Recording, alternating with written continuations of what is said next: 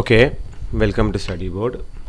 നമ്മുടെ ഫോർത്ത് മോഡ്യൂളിൽ യൂണിറ്റ് 2 ആണ് നമ്മൾ നോക്കുന്നത്. Tax invoice, debit note, credit note. ഇതാണ് നമ്മുടെ യൂണിറ്റിൻ്റെ പേര്.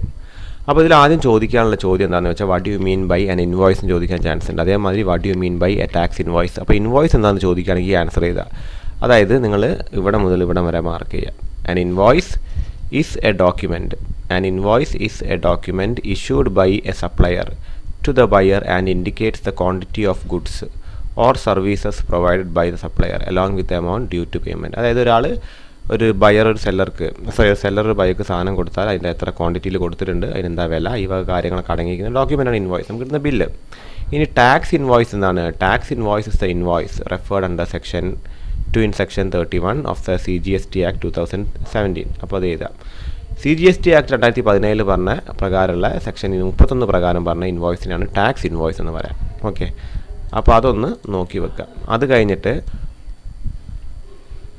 ഓക്കെ, അപ്പോൾ കണ്ടൻസ് ഓഫ് ടാക്സ് ഇൻവോയ്സ് ചോദിക്കാൻ ചാൻസ് ഉണ്ട്. റൂൾ 46 പറയുന്നത് act does not suggest any prescribed format for an invoice but the rule makes it mandatory to have following elements in a tax invoice. അപ്പോൾ ഒരു prescribed format ഒന്നും പറയുന്നില്ലെങ്കിലും ഈ താഴെ പറഞ്ഞ കാര്യങ്ങൾ ടാക്സ് ഇൻവോയ്സിൽ വേണമെന്നാണ് പറഞ്ഞത്. ഒന്ന് നെയിം, അഡ്രസ്സ്, പിന്നെ and GST identification number, GSTIN of the registered supplier. സപ്ലയറിൻ്റെ നെയിം വേണം, അഡ്രസ്സ് വേണം, GST ഐഡൻറ്റിഫിക്കേഷൻ നമ്പർ വേണം ടാക്സ് ഇൻവോയ്സിൽ. A consecutive serial number not exceeding 15 digits unique for a financial year. Financial ഇയറിൻ്റെ ഒരു consecutive serial number not exceeding 15 units ആണ്.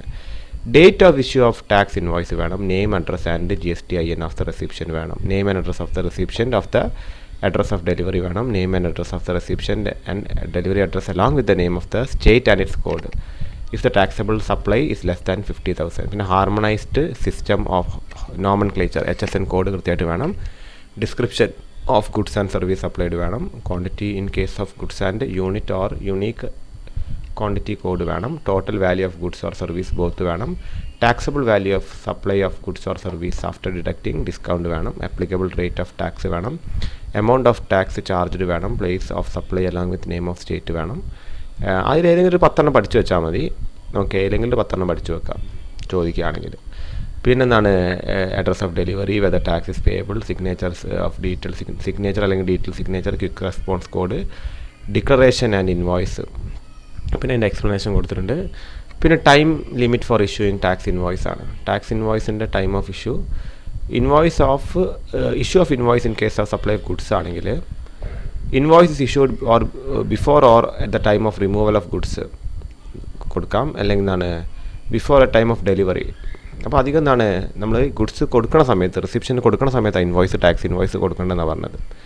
ഇനി whether ഇവിടെ മൂവ്മെൻറ്റ് ഓഫ് ഗുഡ്സ് വർക്കാണെങ്കിൽ കേട്ടോ, അത് നമ്മൾ ആ ഗുഡ്സ് കൈമാറ്റം ചെയ്യുമ്പോൾ ഗുഡ്സ് ശരിക്കും പോകുമ്പോഴാണ് എന്ത് വേണ്ടത്, ഇതാണ് വരേണ്ടത്. പിന്നെ നമ്മൾ നോക്കിക്കഴിഞ്ഞാൽ വെദർ സർവീസ് പ്രൊവൈഡ് ചെയ്യുകയാണെങ്കിൽ എന്താണ് ബിഫോർ 55 days ആണ് since date of supply service, 30 days അല്ല.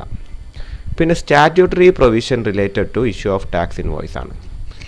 അതിൽ a registered supplier of taxable goods shall before or at the time of removal of goods for supply to the recipient where the supply involves movement of goods. അതായത് goods നമ്മൾ ഇവിടുന്ന് ഒഴിവാക്കുമ്പോഴോ അല്ലെങ്കിൽ ഗുഡ്സിൻ്റെ movement സമയത്ത് എന്ത് ചെയ്യണം, tax invoice വേണമെന്നാണ് പറയുന്നത്. Statutory പ്രൊവിഷനാണ്. പിന്നെ delivery of goods or making goods available there of to the recipient. പിന്നെ registered person supplying taxable services shall before or after the provision of service but within a prescribed period. പിന്നെ any other document issued in relation to the supply shall be deemed. പിന്നെ എന്താണ് നമ്മളൊരു document ഇതുമായിട്ട് ബന്ധപ്പെട്ട് കൊടുക്കുമ്പോൾ എന്താണ് ചിലപ്പോൾ അതിനെ ടാക്സ് ഇൻവോയ്സ് ആയിട്ട് കരുതുന്നതെന്നാണ് പറഞ്ഞത്. നമ്മളൊരു ആർക്ക് ഒരു ഗുഡ്സ് അയക്കുന്നു, അപ്പോൾ അതിൻ്റെ നമ്മളെന്താണ് ആ ഗുഡ്സിൻ്റെ എണ്ണം കാര്യം ഒരു എന്താണ് ഒരു വിലയൊക്കെ നമ്മൾ ജസ്റ്റ് ഒരു തുണ്ടുകടലാസിൽ എഴുതിയാൽ പോലും ഒരു ഡോക്യുമെൻ്റ് ആണെങ്കിൽ, തുണ്ടുകടലാസല്ല ഒരു ഡോക്യുമെൻ്റ് ആണെങ്കിൽ എന്താണ് ഇറ്റ് വിൽ ബി ഡീംഡ് ആയത്, അത് കരുതപ്പെടുന്നത് ഇൻവോയ്സ് ആയിട്ട്. ചിലതിൽ ടാക്സ് ഇൻവോയ്സ് നമ്മളെന്താണ് ഇഷ്യൂ ചെയ്യുകയില്ല. പിന്നെ നോട്ട് വിത്ത്സ്റ്റാൻഡിങ് എന്താണ് സബ്സെക്ഷൻ, അതൊന്നും ജസ്റ്റ് നോക്കിയാൽ മതി. അധികം അതിലേക്ക് എന്താണ് കടക്കേണ്ട കാര്യമില്ല, ഈ അധികം പോയിന്റുകളിലേക്ക് പോകേണ്ട കാര്യം വരുന്നത്. മെയിനായിട്ട് ചോദിക്കുകയാണെങ്കിൽ എന്താണ് ഇവിടെ ക്വസ്റ്റ്യൻ വരുന്നത് statutory provision relating to issue of tax invoice ആണ്. ചോദിക്കാൻ 5 മാർക്കിന് ചോദിക്കും. ഇവിടെ എന്താണ് ഒരു 3 പോയിന്റുകളൊന്ന് നോക്കി വെക്കാം. ഓക്കെ, ഇതിലുള്ള സബ് പോയിന്റ് അടക്കം. അനാവശ്യമായിട്ട് എന്താണ് അനാവശ്യ റീഡിങ് വരേണ്ട കാര്യമില്ല എന്നുള്ളതാണ് ഞാൻ പറയുന്നത്.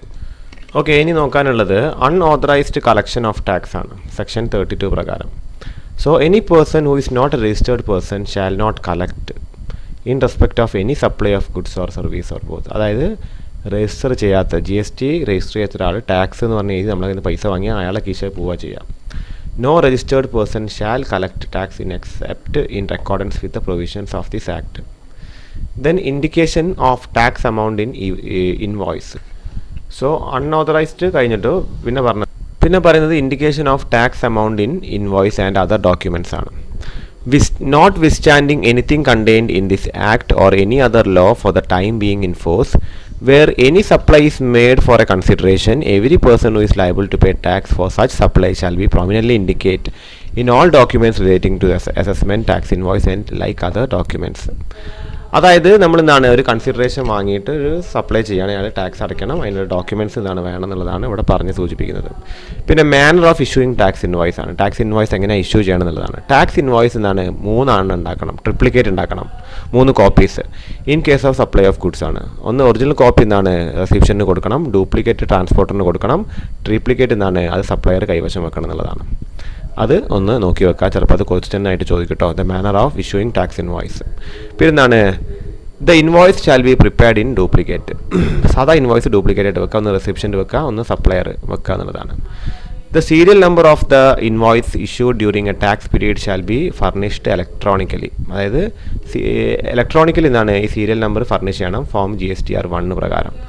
And in form GSTR 1A, invoice shall be prepared in such class registered person may be notified by the government. നോക്കി വെക്കുക.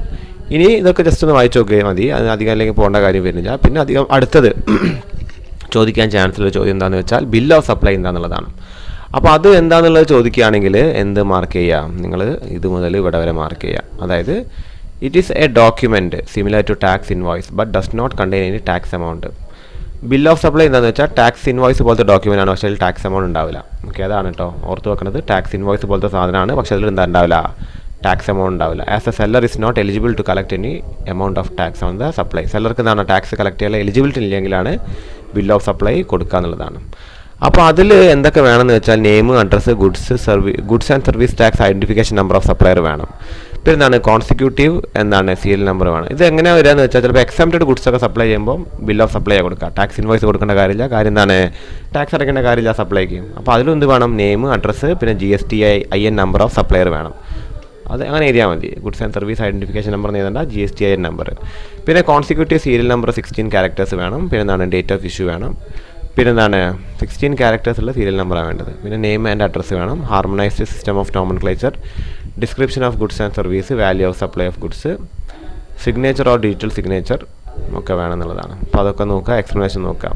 ഇനി അടുത്തൊരു ക്വസ്റ്റ്യൻ ആണ് invoice cum bill of supply എന്താണെന്നുള്ളത് ചിലപ്പോൾ ചോദിക്കാൻ ചാൻസ് ഉണ്ട്. അപ്പോൾ as per notification number 45/2017 dated 13th October 2017, a registered person supplying taxable as well as exempted goods to unregistered person shall issue a single invoice come എന്താണ് bill of supply. അതായത് ഒരാൾ അയാൾ taxable ആയിട്ടുള്ള goods വായിക്കുന്നുണ്ട്, non taxable ആയിട്ടുള്ള goods വായിക്കുന്നുണ്ട്. അതാർക്ക് ഒരു unregistered person അങ്ങനെ വരുമ്പോൾ എന്താണ് അയക്കുന്നതാണ് ഇൻവോയ്സ് കം. ഇൻവോയ്സ് ഉണ്ടായാലും എന്തുണ്ട് cum bill of supply. Okay, ചിലപ്പോൾ ചോദിക്കാൻ ചാൻസ് ഉണ്ട്, അതൊന്ന് മാർക്ക് ചെയ്ത് വെക്കുക, ഇമ്പോർട്ടൻ്റ് ആണ്. Rule number 46. ഞാനിങ്ങനെ മാർക്ക് ചെയ്യാൻ വെക്കണ പറഞ്ഞ കാര്യങ്ങൾ എന്താണ് കൃത്യമായിട്ട് എന്ത് ചെയ്യുക, നോട്ട് ചെയ്ത് വെക്കുക എന്നുള്ളതാണ്. പിന്നെ റിവൈസ്ഡ് ഇൻവോയ്സ് ആണ്. സെക്ഷൻ 31 സബ്സെക്ഷൻ 3 സബ്സെക്ഷൻ A ആണ്. A registered person may within 1 month from the date of issuance of certificate of registration and in such manner as prescribed in invoice rules issue a revised invoice against invoice already issued ആണ്. ഒരു revised person എന്താണ് അയാൾക്ക് issue ചെയ്യണമെങ്കിൽ എന്താണ് ഈ പറയുന്ന A registered person ആണ്. May within 1 month from the date of issuance of certificate of registration in such a manner as prescribed in the invoice rules may issue revised invoice. അതായത് ഒരു ഇൻവോയ്സിൽ എന്തെങ്കിലും മാറ്റങ്ങൾ വരുത്തണമെങ്കിൽ 1 മാസത്തിലുള്ള എന്താണ് റിവൈസ്ഡ് ഇൻവോയ്സ് ഇറക്കാമെന്നാണ് പറഞ്ഞത്. അപ്പോൾ ഇതുവരെ first paragraph ഫുള്ളായിട്ടൊന്ന് പഠിച്ചു വെക്കണം നല്ലതാണ്. ഇനി റെസീറ്റ് വൗച്ചർ എന്താണെന്ന് ചിലപ്പോൾ ചോദിക്കാൻ ചാൻസ് ഉണ്ട്. എന്താണ് a registered person has to issue a receipt voucher evidencing receipt of such payment whether he receives an advance payment. Advance payment supply of ഗുഡ്സിന് വേണ്ടിയിട്ട് അഡ്വാൻസ് പേയ്മെൻറ്റ് കിട്ടുമ്പോഴാണ് റെസീറ്റ് വൗച്ചർ നമ്മൾ തയ്യാറാക്കേണ്ടത്. സെക്ഷൻ 31 സബ്സെക്ഷൻ 3D പറയുന്നത്. ഇനി refund വൗച്ചറാണ്. A registered person who received advance payment ഇനി നമുക്ക് നോക്കാനുള്ളത് റീഫണ്ട് വൗച്ചറാണ്. A registered person who received advance payment and issued a receipt voucher. എന്താണ്, ഒരാൾ ഒരു അഡ്വാൻസ് പേയ്മെൻറ്റ് കിട്ടിയ ഒരു റെസീറ്റ് വൗച്ചർ ഇഷ്യൂ ചെയ്തു, but subsequently no supply is made or tax invoice issued can issue a refund voucher. അതായത് എന്താണ്, നമ്മൾ ഒരു അഡ്വാൻസ് വാങ്ങി സപ്ലൈ ചെയ്യാമെന്ന് പറഞ്ഞു, പക്ഷേ സപ്ലൈ ചെയ്യാൻ പറ്റിയില്ല, അതിന് റീഫണ്ട് കൊടുത്തു. അപ്പോൾ എന്തൊക്കെ ചെയ്യണം, നമ്മൾ റീഫണ്ട് വൗച്ചർ കൊടുക്കണം എഗെയിൻസ്റ്റ് പേയ്മെൻറ്റ് റിസീവ്ഡ്. അപ്പോൾ എന്താണ്, അത് കഴിഞ്ഞിട്ട് ട്രാൻസ്പോർട്ടേഷൻ ഓഫ്, ഇതൊക്കെ പഠിച്ചു വെക്കണേ, ഈ ഒരു പോയിന്റുകളൊക്കെ പഠിച്ചു വെക്കണം കേട്ടോ എക്സാമിന്. Transportation of goods without invoice ആണ് rule number 55. In case of following supplies, അത് ചില ഗുഡ്സിന് എന്താണ് ഇൻവോയ്സ് വേണ്ട ട്രാൻസ്പോർട്ട് ചെയ്യാൻ. എന്തൊക്കെയാണ്, in the case of following supplies the consignor may issue a delivery challan in triplicate. ചിലതിന് എന്താണ്, കൺസൈനർ ഒരു ഡെലിവറി ചലാന് ഇഷ്യൂ ചെയ്യും, serially numbered, not exceeding 16 characters. അപ്പോൾ supply of liquid gas, transportation of goods for job work, transportation of goods four reasons such other supplies. Liquid ഗ്യാസിനും പിന്നെ എന്താണ് job വർക്കിനുള്ള ഗുഡ്സും, പിന്നെ എന്താണ് ഗുഡ്സ് ഫോർ റീസൺ ഫോർ മറ്റ് സപ്ലൈസിന് വേണ്ടി സപ്ലൈ ചെയ്യുന്ന ഗുഡ്സിന്, പിന്നെ എന്താണ് ചിലതിനൊക്കെ ബോർഡ് നോട്ടിഫൈ ചെയ്തിരുന്നു ചില സപ്ലൈസ്, അതിനൊന്നും വേണ്ട, ഇൻവോയ്സ് വേണ്ടാണ്ട് തന്നെ എന്ത് ചെയ്യാം, നമുക്ക് ഗുഡ്സ് ട്രാൻസ്പോർട്ട് ചെയ്യാം. ഇനി time limit for issuing tax invoice ആണ്.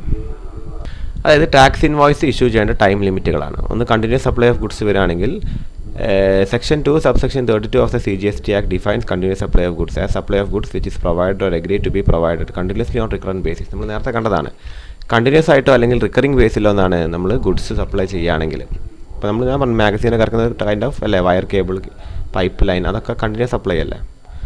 അപ്പോൾ അങ്ങനെ വരുന്ന നേരത്തെ എന്താണ്, അതെന്താണെന്നുള്ളത് ചോദ്യമുള്ളൂ. പിന്നെ കണ്ടിന്യൂസ് സപ്ലൈ ഓഫ് സർവീസ് എന്താണെന്നുള്ളത്, അതിനും ഒരു എന്തുണ്ട്, അതിനും ഒരു തരത്തിൽ ഒരു ഡെഫിനിഷൻ കൊടുത്തിട്ടുണ്ട്. Continuous supply service as supply of service which provider or agree to be provide continuously. അത് നമ്മൾ ടീച്ചിങ് തന്നെ എന്താണ്, ഒരു തരം കണ്ടിന്യൂസ് സപ്ലൈ അല്ലേ.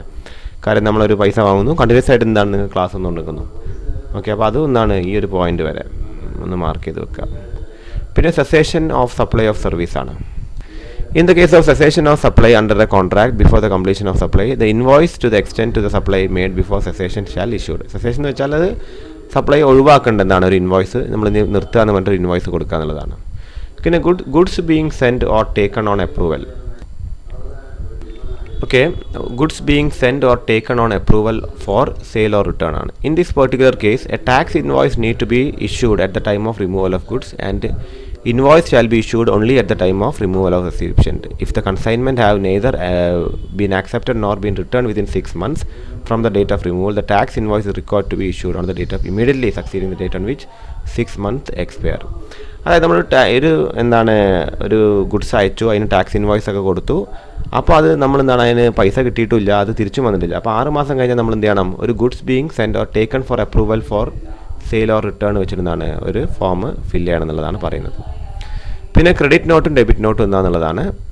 അപ്പോൾ അത് നമുക്കൊന്ന് നോക്കാം. Where one or more tax invoice has been issued for supply of any goods or service or both and taxable value of the tax charge in that invoice is found to exceed the taxable value of the tax payable. In respect of such supply, the goods supplied are returned by the recipient. അതായത് ഒന്നിലധികം tax ഇൻവോയ്സുകൾ issue ചെയ്ത് four supply of any goods or both taxable value and tax charged in the invoice. അതായത് tax അതിൽ പറഞ്ഞിരിക്കുന്നത് taxable വാല്യൂവിനെക്കാട്ടി കൂടുതലാണെങ്കിലാണ് അത് return ചെയ്യുന്നതാണ് പറയുന്നത്. Okay, so അതിനെന്താ വരിക, ക്രെഡിറ്റ് നോട്ടാണ് ഇഷ്യൂ ചെയ്യുക. അതേമാതിരി any registered person who issues credit note in relation to supply of goods or both shall declare the details of such credit note. Then where one or more tax invoice has been issued for supply of any goods, both taxable value and tax charge is found less. അപ്പോൾ ഇവിടെ നമ്മൾ നോക്കേണ്ടത്, ഇവിടെ നമ്മൾ എന്താണ് ഒരു invoice അയക്കുന്നു, അതിൽ ടാക്സബിൾ വാല്യൂ ടാക്സ് ചാർജ് ചെയ്യുന്നതിനെക്കാട്ടിയും എന്താണ് എക്സീഡ് ചെയ്യുകയാണെങ്കിൽ taxable value or tax charged in the tax invoice found exceed to the taxable value in such supply. അതായത് നമ്മൾ ഇൻവോയ്സിൽ പറഞ്ഞ ടാക്സബിൾ വാല്യൂ അല്ലെങ്കിൽ ടാക്സ് ചാർജ് ശരിക്കും സപ്ലൈനെക്കാട്ടി കൂടി പോയി കഴിഞ്ഞാൽ ക്രെഡിറ്റ് നോട്ട് ഇഷ്യൂ ചെയ്യും. ടാക്സബിൾ വാല്യൂ അല്ലെങ്കിൽ ടാക്സ് ചാർജിൽ ശരിക്കും ഈ സപ്ലൈ ഓഫ് ഗുഡ്സിനെക്കാട്ടിയും കുറഞ്ഞു പോയാൽ ലെസ് ആയി കഴിഞ്ഞാൽ എന്താണ് ഡെബിറ്റ് നോട്ട് ഇഷ്യൂ ചെയ്യും. അതൊന്ന് നോക്കി വെക്കാം. ഇനി എന്താണ് content of credit note or debit നോട്ടാണ്. അപ്പോൾ ക്രെഡിറ്റ് നോട്ടിൻ്റെയും ഡെബിറ്റ് നോട്ടിൻ്റെയും കണ്ടൻറ്റുകൾ എന്തൊക്കെയാണ്, name, address, GSTIN of supply. അത് എല്ലാത്തിനും കണ്ടൻറ്റിൽ ആദ്യം നിങ്ങൾ എഴുതേണ്ട ഒരു പോയിൻ്റ് ആട്ടോ. നേച്ചർ ഓഫ് ഡോക്യുമെൻറ്റ് വരും.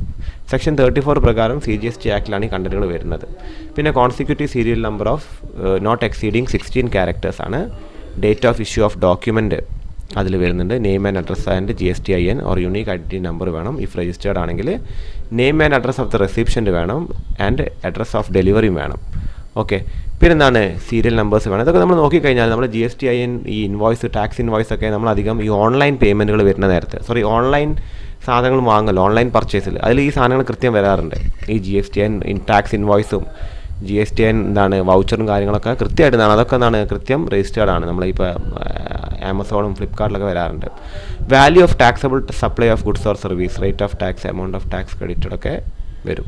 സിഗ്നേച്ചർ ഓർ ഡീറ്റെയിൽ സിഗ്നേച്ചർ വരും. അതിൻ്റെ എക്സ്പ്ലനേഷൻ കൊടുത്തിട്ട് ജസ്റ്റ് ഒന്ന് വായിച്ചു നോക്കാം.